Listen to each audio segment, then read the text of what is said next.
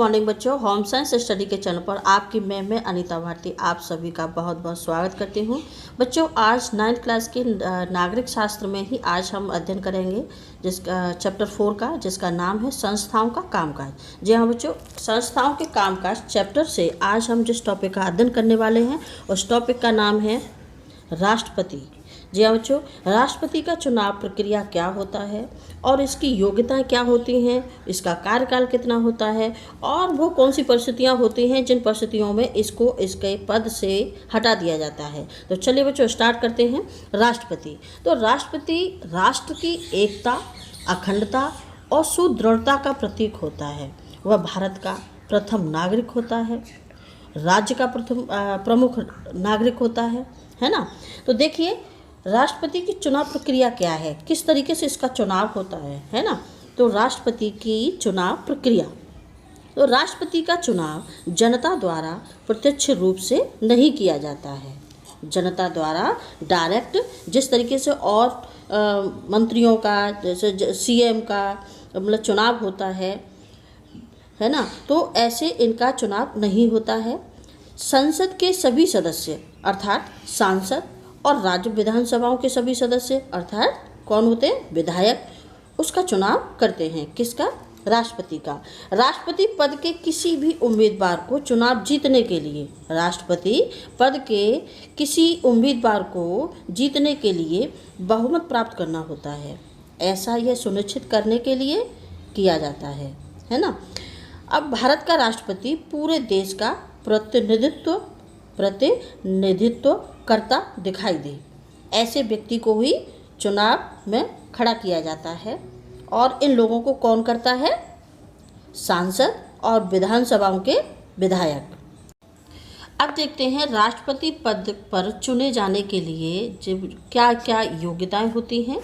तो देखिए राष्ट्रपति पद पर चुने जाने के लिए कई योग्यताएं होती हैं जिन में खरा उतरना होता है राष्ट्रपति को राष्ट्रपति पद के लिए। तो सबसे पहली है योग्यता क्या होनी चाहिए, वो भारत का नागरिक होना चाहिए। दूसरी योग्यता, वह 35 वर्ष की आयु पूरी कर चुका हो। तीसरी योग्यता क्या होनी चाहिए उसके अंदर, वह लोकसभा का सदस्य बनने की योग्यता रखता हो। किसकी योग्यता रखता हो? लोकसभा का सदस्य बनने की योग्यता रखता हो। और नंबर 4, वह केंद्रीय सरकार अथवा किसी राज्य सरकार के अधीन किसी लाभ के पद पर कार्य न कर रहा हो, किसी भी प्रॉफिट के पद पर कार्य न कर रहा हो।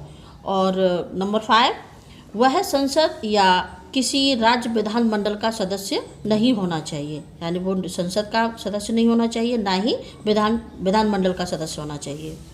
नंबर 6, सन 1997 में जारी किए गए अध्यादेश द्वारा इसमें निम्नलिखित 2 योग्यताएं और जोड़ दी गई हैं, जिसमें सबसे पहली है उसे 15,000 रुपये जमानत यानी सिक्योरिटी के रूप में जमा करवाने होंगे। और दूसरी योग्यता जो जोड़ी गई थी 1997 में, वो है राष्ट्रपति पद का चुनाव लड़ने वाले उम्मीदवार का नाम निर्वाचक मंडल के कम से कम 50 सदस्यों द्वारा अनुमोदित होना चाहिए, है ना।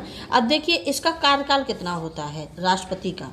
तो राष्ट्रपति का कार्यकाल 5 वर्ष निश्चित किया गया है, परंतु संसद महाभियोग द्वारा उसे इस कार्यकाल के समाप्त होने से पहले भी हटा सकते हैं उसके पद से, है ना। अब वो कौन सी परिस्थितियां हैं जिनमें राष्ट्रपति को उसके पद से हटा दिया जाता है।